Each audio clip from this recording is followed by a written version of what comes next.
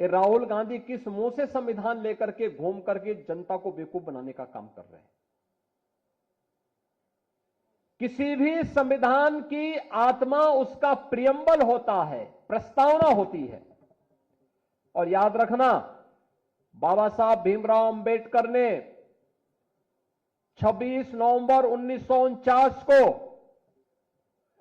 जो संविधान का ड्राफ्ट तैयार किया था, जो संविधान भारत की संविधान सभा को सौंपा था, उस संविधान सभा में प्रस्तावना में 2 शब्द नहीं थे, सेकुलर शब्द भी नहीं था और सोशलिस्ट शब्द भी नहीं था।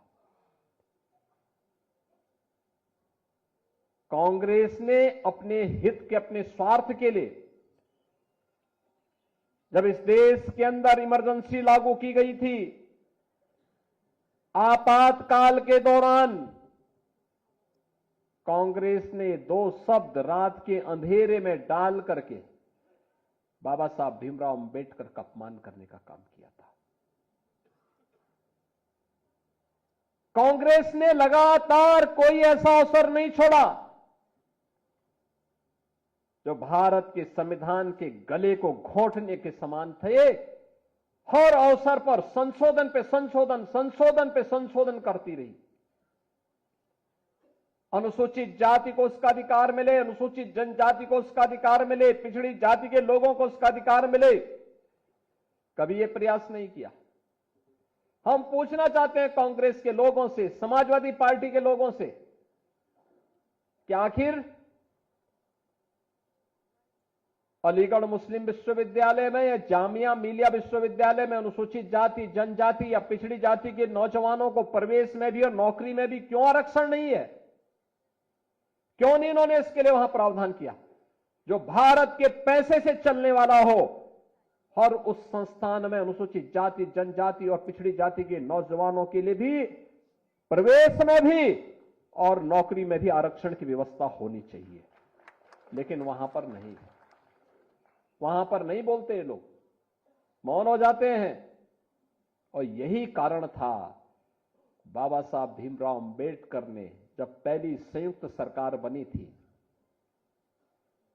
और संयुक्त सरकार बनने के बाद जब उसके उपरांत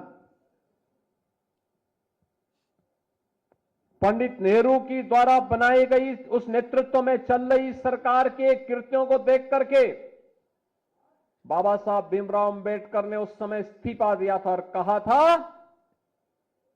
यह सरकार मेरी योग्यता के अनुसार कार्य नहीं ले रही है। मैं पहला भारतीय हूं जिसने अर्थशास्त्र में पीएचडी की है, शोध किया है, भारत के निर्माण में योगदान देना चाहता हूं, लेकिन मेरी कोई उपयोगिता नहीं करते।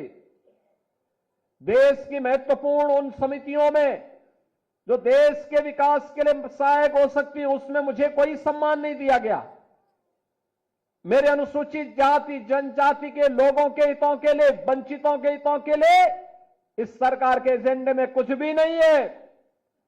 यह तो केवल और केवल इस सरकार को विभाजन के बाद भी केवल मुस्लिम तुष्टीकरण की चिंता है, इसलिए मैं अपने पद से इस्तीफा दे रहा हूं,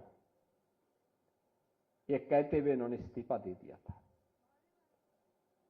और कांग्रेस की हर कृत्य वही है आज भी, तनिक भी उसमें कुछ बदला नहीं है।